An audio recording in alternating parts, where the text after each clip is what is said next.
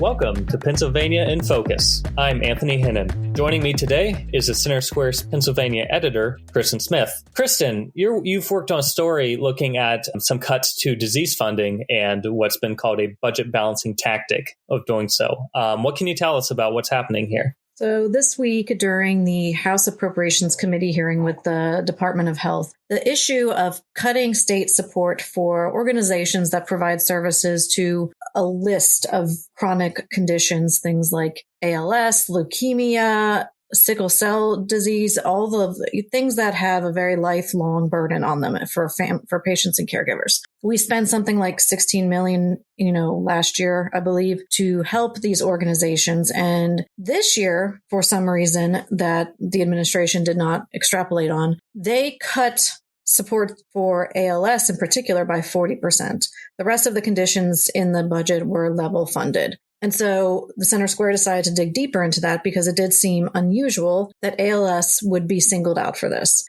And so upon reviewing further budget documents, it seems like one of the things the Department of Revenue and the administration do in tandem is every year when the governor makes a budget proposal, he's got to, package it and sell it to the legislature, sell it to the news media. And so those numbers are a balancing act, right? He's going to cut a little bit from there to pay for here.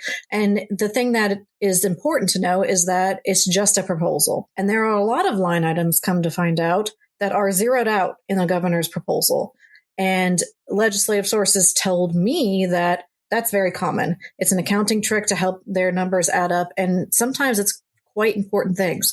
Often, all of the diseases that we offer state support to are zeroed out. And, lo and behold, by the time the budget passes at the end of June, all that money is back in, at least at the same level. And in the case of ALS in particular, usually it's increase in funding. This money is really important for the organizations that use it. I know that the Western Pennsylvania chapter of the ALS Association told me that they use it as grant money to help families and patients stay in their homes longer and have more comfortable lives. There's a lot of gaps in insurance coverage. Sure, insurance may cover medical services and the wheelchair that some patients may need to get around, but they were not going to cover the ramps that you need to get into your home. So the territory specialist in that chapter told me that this is life-changing money. And so to go without it would impact hundreds of families in Pennsylvania. So it seems like this is not so much I don't want to say it's not a serious proposal, but this is sort of how you get that proposed budget number down,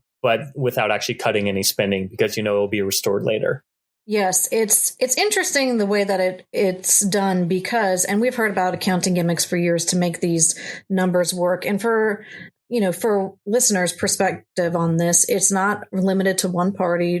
Josh Shapiro is a Democrat and the administration is mostly Democrat at this point. But, Republicans who were in control of the General Assembly, both chambers for over a decade, they would do the same thing at the end of the year to make their numbers match. But it's interesting because the governor's proposal, the numbers that he comes with are always scrutinized anyway. So it seems like a weird trick to do, especially to pull money from such obvious support services that would pique people's interests. The conversation around ALS funding has never been this public in recent memory. And so, again, it seems like a weird choice to just cut 40%. Now, for context, even with a 40% cut, they would still be getting more money than what they got in years past. However, it sounds like that cut is not going to stay as long as the legislature has any say in it, which of course they do. They have to make a deal by the end of June. The other thing, too, to mention about this money, because, in the budget, it doesn't really say, okay, yes, this is what we use this money for. It literally says ALS, 1.5 million or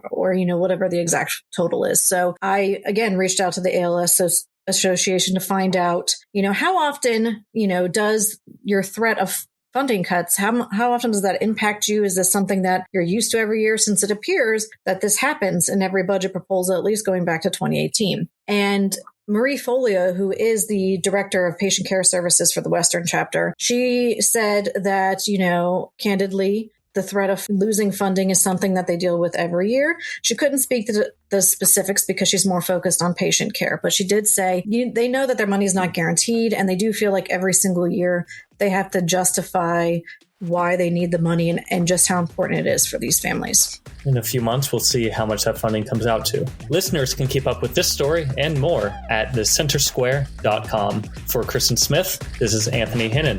Please subscribe, and thanks for listening. Freedom and liberty are important to all of us. If you're looking for civil, intellectual conversations with those shaping the future of freedom, try the Future of Freedom podcast with me, Scott Bertram. We speak with leaders across the country in the greater conservative and libertarian movements. In-depth conversations about where the next intellectual battles will happen across the country. It's the Future of Freedom podcast. Find it at americastalking.com or wherever you get your podcasts.